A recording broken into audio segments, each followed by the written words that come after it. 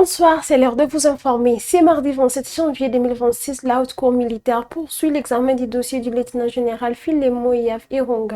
L'audience est dominée par l'audition de plusieurs hauts responsables militaires et l'analyse des nouveaux éléments jugés déterminants d'affaires sensibles.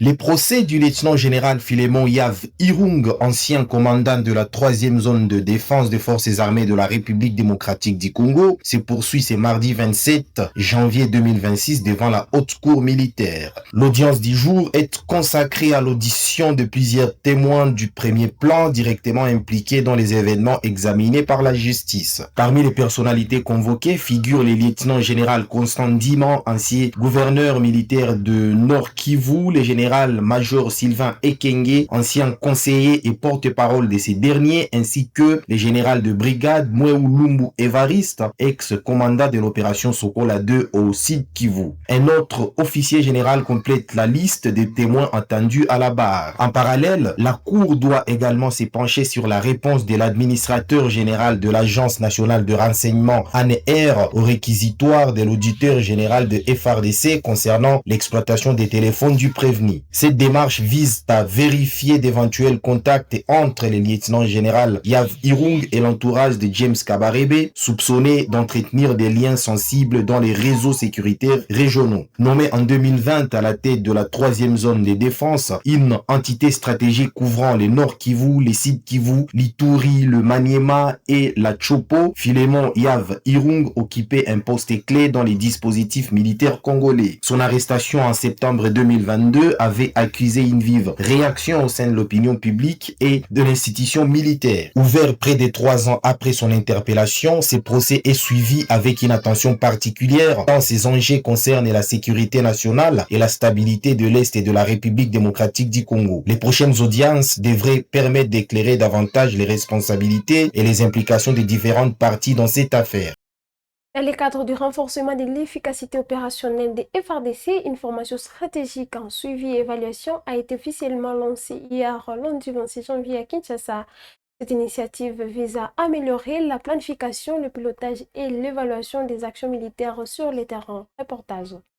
Le secrétariat général à la défense nationale, en collaboration avec l'Union européenne et l'Union pour la paix et sécurité, UPS, a lancé le lundi 26 janvier 2026 une session de formation axée sur le suivi-évaluation à l'hôtel Africana Palace, situé dans la commune de Lingwala à Kinshasa. Réunissant plusieurs officiers des forces armées de la République démocratique du Congo, issus de différentes structures militaires, cette formation a pour objectif de renforcer les capacités des militaires sur les notions essentielles du suivi-évaluation, également de les outiller à transmettre efficacement les connaissances acquises à d'autres militaires. On rentre beaucoup plus dans la pratique parce que l'idée, on va être sur la formation de formateurs. Comment est-ce qu'on définit une formation?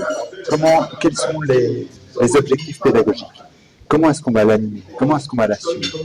Et donc, on va vraiment faire beaucoup d'exercices pour que le dernier jour, ils vont être en binôme de 2 et ils vont donner une formation d'une demi-heure avec des exercices sur les concepts qu'on a appris aujourd'hui et qu'on avait appris à la formation précédente, que je rappelle aujourd'hui, mais ensuite c'est comment est-ce qu'ils vont transmettre ça au niveau de leurs services et des différentes unités.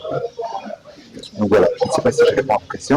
Les divers exercices pratiques effectués tout au long de cet atelier permettront aux apprenants de mieux assimiler les matières. Ici est de noter que cet atelier va durer 4 jours. Nouvelle passe d'armes verbales autour de la situation sécuritaire à Uvira. Dans une mise au point rendue publique hier, lundi 26 janvier, l'Alliance Fleuve Congo, branche politique du mouvement AFC M23, jette les accusations de FARDC, dénonce de violations de droits humains et affirme que son retrait de la ville s'est fait volontairement dans un esprit de recherche et de la paix. Plus d'explications dans ses commentaires. L'Alliance Fleuve Congo, mouvement du 23 mars AFC M23, est monté au créneau pour réagir au communiqué des forces armées de la République démocratique du Congo, daté du 23 janvier 2026. Dans une mise au point faite le lundi 26 janvier, les mouvements rebelles contestent la version de Kinshasa sur les récents événements survenus à Uvira au Sud Kivu. Selon l'AFC M23, lors de la libération de la ville d'Uvira et du retrait de son unité d'observation et de monitoring, aucune infrastructure investir public ou privé n'auraient été endommagés. Les mouvements affirment que les églises, les habitations et les commerces, y compris ceux appartenant à la communauté Banyamulenge, seraient restés intacts. Les mouvements rebelles accusent par ailleurs les régimes de Kinshasa d'être responsables des graves violations des droits humains après le déploiement de ses forces dans la zone. Il évoque notamment une montée des discours de haine, la reprise des attaques contre les positions ainsi que des bombardements aveugles dans des zones densément peuplées ayant provoqué des pertes en vies humaines et d'importants déplacements de la population civile. Autre point de friction, la coupure de l'accès à Internet à Uvira et dans ses environs. L'AFC M23 soutient que cette mesure viserait à dissimuler la situation sécuritaire et humanitaire sur le terrain, alors que, lors de son retrait le 17 janvier 2026, la connexion Internet permettait une diffusion en direct des événements en présence de la presse nationale et internationale. Sur le plan administratif, l'Alliance Fleuve Congo affirme ne quitter aucune entité qu'elle considère comme territoire libéré. Elle soutient que les zones sous son contrôle connaissent une stabilité relative avec les fonctionnements normaux des écoles, l'accès continu à l'eau potable et à l'électricité, ainsi qu'une amélioration des conditions de vie grâce à la reprise des activités économiques et agricoles. Enfin, l'AFC M23 qualifie les communiqués des FARDC des manœuvres de désinformation et de manipulation de l'opinion publique destinées, selon elle, à masquer les échecs militaires et humanitaires. Le mouvement réaffirme son engagement à protéger les populations civiles et appelle la communauté nationale et internationale à s'impliquer face à ce qu'il qualifie de violations répétées du cessez-le-feu et des conventions internationales. En prélude de la tripartite RDC, Zambie, Angola, prévu au 6 février à Luanda, le ministre du Commerce extérieur Julien Paluku Kahongya a tenu hier lundi une réunion stratégique avec une délégation du Laban. Les échanges portés sur l'accélération du corridor de Lobito, l'évaluation du projet de facilitation du commerce dans la région, ainsi que l'appui du CPGL à la mise en œuvre de l'accord de RDC. Tient extrêmement riche avec son Excellence, Monsieur le ministre du Commerce extérieur. Et nous avons abordé 3 questions extrêmement importantes. La première, le corridor de Lobito et la nécessité de travailler sur ce corridor comme étant une plateforme d'échange régional, facilitation du commerce au niveau régional et de création d'emplois dans les villes le long du corridor. Nous avons parlé de la participation du ministre du Commerce extérieur à une réunion tripartite qui aura lieu en Angola avec la Zambie, la RDC et l'Angola. Deuxièmement, nous avons parlé, n'est-ce pas, de la mise en œuvre du projet de facilitation du commerce au niveau régional et de la nécessité de continuer ces activités pour permettre l'accroissement des échanges au niveau des 3 pays du CPGL. Enfin, nous avons discuté et convenu d'un renforcement de capacités nécessaires à la CPGL comme étant institution de mise en œuvre de l'accord de Washington au niveau local et de faciliter le commerce et l'investissement dans la sous-région. Mes collègues et moi sommes très heureux de l'alignement de vues que nous avons avec le ministre du Commerce extérieur, aussi bien sur Lobito que sur le commerce, la facilitation du commerce au niveau régional et enfin sur la nécessité de faire de la CPGL un outil efficace de mise en œuvre des accords récents signés à Washington. Au Conseil de sécurité des Nations Unies, la République démocratique du Congo a fait entendre sa voix lors de la 1096e séance consacrée à la promotion et au renforcement de l'état des droits dans le cadre de la paix et la sécurité internationale. La RDC a livré sa position à travers une déclaration lue par sa représentante permanente adjointe, l'ambassadrice Jocelyne Kabengele Lukundula. Monsieur le Président, la République démocratique du Congo félicite la République fédérale de Somalie pour sa présidence du Conseil de sécurité et la remercie pour l'organisation de ce débat ouvert. Je saisis également cette opportunité pour remercier le secrétaire général des Nations Unies, M. Antonio Guterres, ainsi que le président de la Commission de l'Union africaine, M. Mahmoud Ali Youssouf, et enfin le juge Abdelwaki Kawi Youssouf, président fondateur de l'Institut africain de droit international. Ce débat est organisé à un moment charnière alors que nous célébrons le 80e anniversaire de la Charte des Nations Unies. Pays affecté par les conflits armés, la République démocratique du Congo demeure profondément attachée à la promotion de la paix et de la sécurité internationale fondée sur le respect de l'état de droit international. Monsieur le Président, 80 ans après l'adoption de la Charte, le Conseil de sécurité est appelé à une réflexion lucide sur les progrès réalisés, mais aussi sur les défis persistants en matière de respect de l'état de droit entre les nations. L'érosion progressive de ce socle normatif fragilise le multilatéralisme et alimente une crise de confiance à l'égard des institutions internationales. L'état de droit international constitue la pierre angulaire du système multilatéral. Il repose sur le respect de la Charte des Nations Unies, sur l'observation de bonne foi des obligations internationales, ainsi que sur le renforcement des 3 piliers de l'organisation: la paix et la sécurité internationale, les droits de l'homme et le développement. Monsieur le Président, les principes consacrés par la Charte, notamment le respect de la souveraineté, de l'intégrité territoriale et l'interdiction du recours à la force, continuent d'être mis à rude épreuve dans plusieurs régions du monde. Ces violations récurrentes compromettent la crédibilité de l'ordre juridique international et affaiblissent la confiance entre les États. À cet égard, la situation sécuritaire persistante à l'est de la République démocratique du Congo illustre les défis auxquels fait face le système multilatéral lorsque les principes fondamentaux de la Charte ne sont pas pleinement respectés. Malgré l'engagement de mon pays dans des mécanismes régionaux de règlement pacifique des différends, sous l'égide de l'Union africaine et conformément au chapitre 8 de la Charte, les résultats sur le terrain demeurent en deçà des attentes.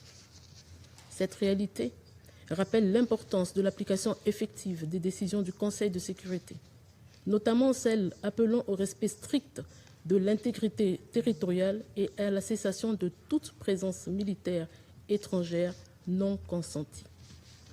Monsieur le Président, le multilatéralisme traverse aujourd'hui une phase de fragilisation marquée par la recrudescence des conflits armés, la montée de l'unilatéralisme et les effets des crises globales. Dans ce contexte, il est impératif de réaffirmer que l'état de droit international demeure la voie privilégiée pour prévenir les conflits, promouvoir la justice et garantir une paix durable. Le chapitre 6 de la Charte des Nations Unies, relatif au règlement pacifique des différends, demeure un outil essentiel et parfois sous-utilisé. Son activation plus systématique, conjuguée au recours accru à la médiation, à la diplomatie préventive et aux mécanismes judiciaires internationaux, contribuerait à substituer le droit à la force dans la conduite de relations internationales. Monsieur le Président, la consolidation de l'état de droit international requiert également une meilleure coordination entre les différents organes des Nations Unies dans le respect de leurs mandats respectifs. Une action cohérente du Conseil de sécurité, de l'Assemblée générale, de la Cour internationale de justice et des organisations régionales renforcerait la légitimité et l'impact des efforts collectifs en faveur de la paix. Dans cette dynamique, les organisations régionales, en particulier africaines, jouent un rôle croissant dans le règlement pacifique des différends et le renforcement des capacités juridiques et institutionnelles des États.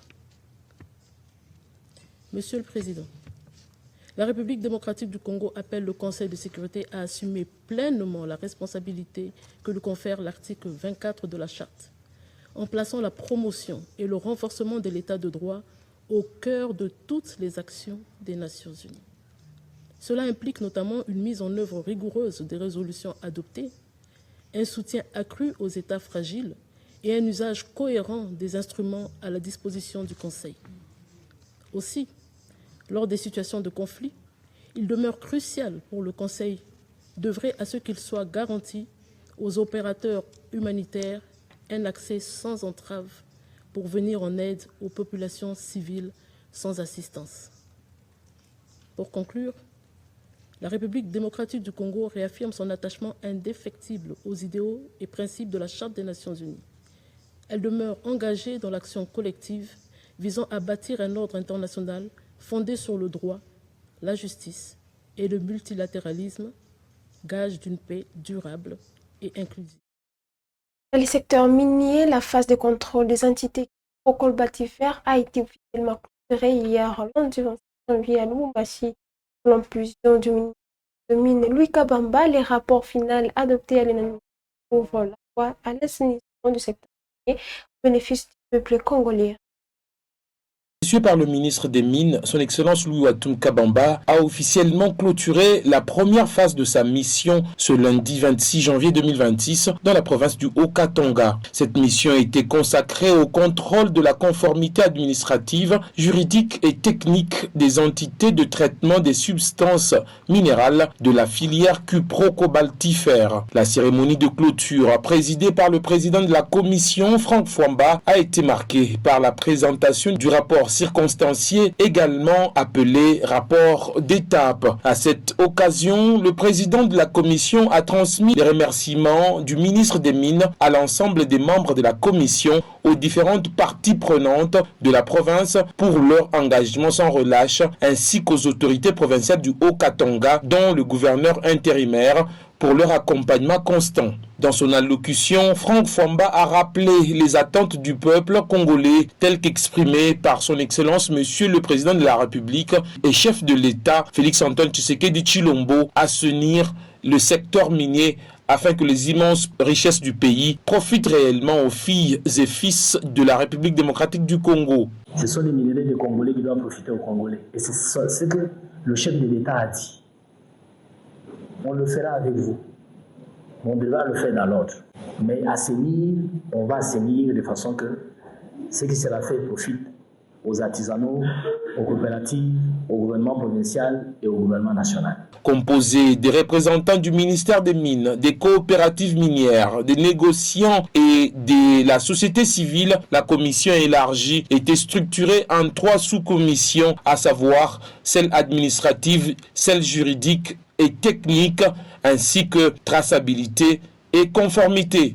Dans un climat de calme et de sérénité, les équipes ont mené des auditions successives des entités concernées, couplées à des descentes sur le terrain et à des vérifications approfondies sur des sites des usines de traitement afin qu'aucun détail n'échappe à l'évaluation. Ces travaux ont été sanctionnés par un rapport d'étape adopté à l'unanimité, témoignant du sérieux et du professionnalisme ayant caractérisé cette mission. Place désormais à la signature des procès-verbaux de clôture pour l'application des conclusions. Comme le rappelle l'adage latin, dura lex sed lex, la loi est dure, mais c'est la loi. Je cite, tout manquement aux dispositions du code et du règlement minier fera l'objet des sanctions prévues par la législation en vigueur. À travers cette initiative, le ministère des Mines réaffirme sa détermination à renforcer la gouvernance du secteur extractif, à promouvoir la transparence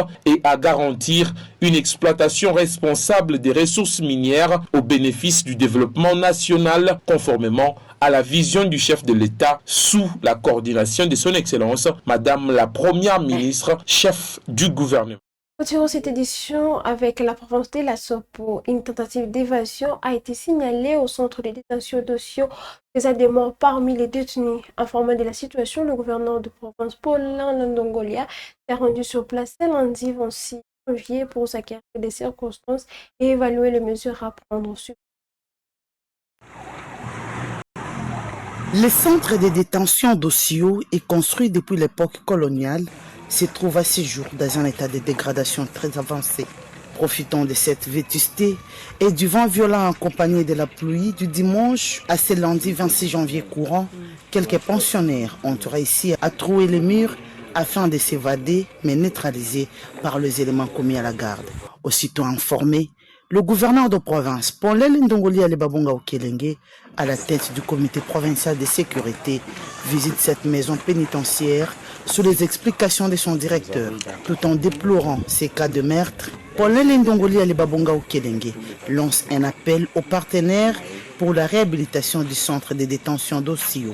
Il y a eu quelques prisonniers condamnés qui ont voulu s'échapper, s'évader de la prison. Ils ont trouvé le mur, la police commise ici pour la sécurité a essayé de décourager les concernés. Ils n'ont pas voulu obtempérer.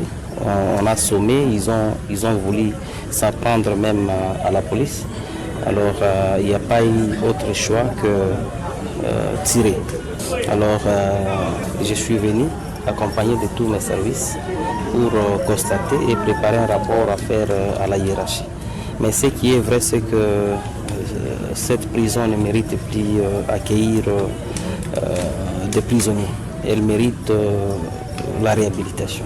C'est aussi un appel que je lance au niveau national. Il y a déjà des études réalisées pour une très bonne réhabilitation.